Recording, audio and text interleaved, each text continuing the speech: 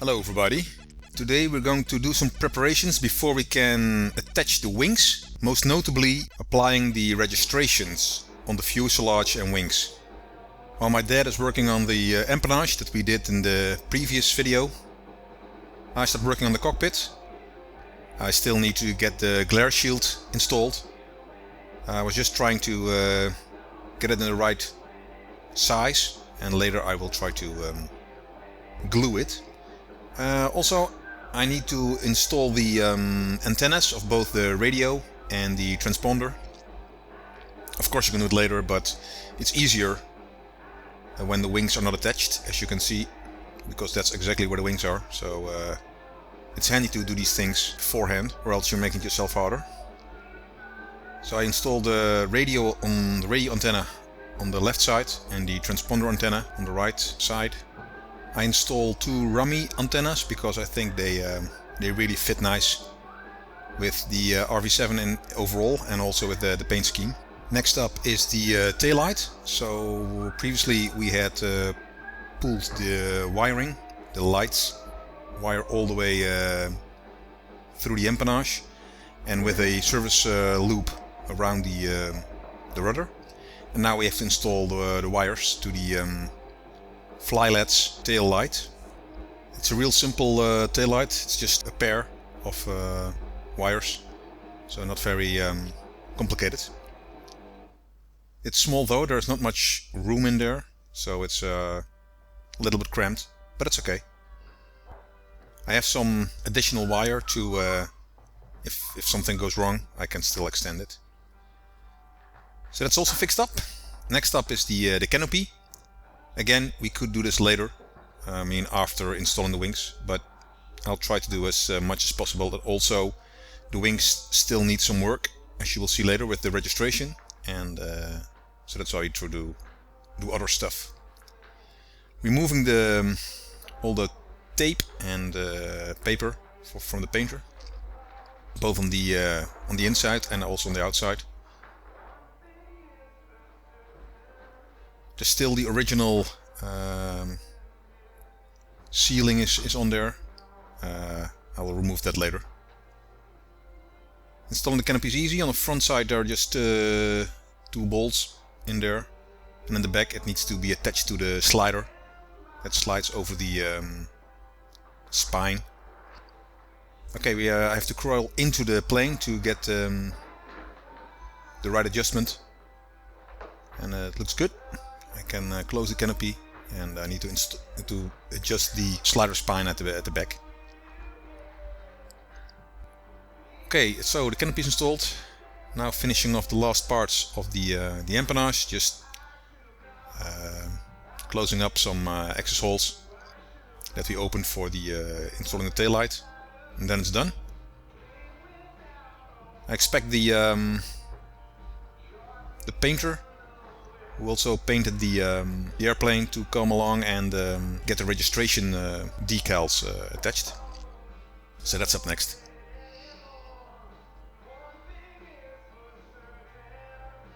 Now we're installing the last fairings on the bottom side of the horizontal stabilizer. So on the top side there is a special fiberglass fairing that attaches the empennage, the horizontal stabilizer and the vertical stabilizer. And on the bottom there is just two aluminum strips with a rubber tape around it that connect the horizontal stabilizer to the empennage for the nice finishing. Okay, the empennage is pretty much finished. Of course the fairings still need to be on there later. Let's take a look at the propeller. So we're going to install the propeller now. Of course that's got nothing to do with the wings, but we're still waiting for the decals, so that's why we're trying to install the propeller. There is a special flange reducer, as they call it, which is a really nice fit between the standard flange and the Airmaster propeller. There are drive lugs in there, so it's not the bolts itself that have the torque, but it's the special drive lugs. And this way you can attach a propeller. I don't need to use any safety wiring because the bolts that bolt the propeller on are using Nordlock washers, and these washers won't release by themselves. You have to be careful though. Nordlock washers can be used, let's say, multiple times. You can maybe do it 2 or maybe 3 times, but then you need to get new ones. Okay, installing the propeller and now the spinner.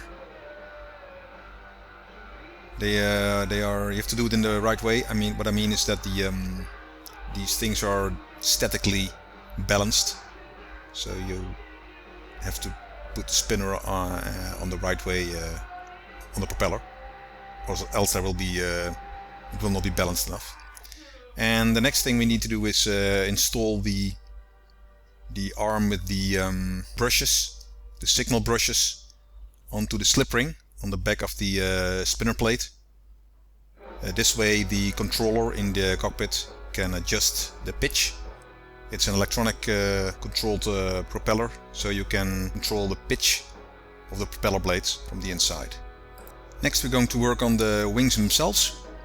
So we're going to open up all the access plates. There are per wing 3 plates. That gives you access to the push rods, and also on the left wing to the pitot and angle of attack tubing. And you can also, of course, access the wires for the wing lights, the navigation and position lights. We need to install the push rods because the pushers were not in there when we did the paint job. As you can see, there is a bracket with a transfer that transfers let's say the sideways push rod to the fore and aft push rod to control the ailerons. We looked at the drawings because we didn't really understand what was up and down. It isn't that easy. When the wings were still open and then that was easy to find, but now it's getting a little bit harder. And also we did it a long time ago, so I kind of forgot how it worked. But after looking at the drawings, we could figure it out. There is a special piece of equipment that is in the kit that you don't need to build, because it's not really a piece of aluminum used for the plane. It's actually a template to determine how the push rod should be installed. And that's sometimes not very apparent. So with the push rods in there, we can now attach the aileron push rods to the other push rods. Okay, the painter is here, so we can now start installing or attaching the registration.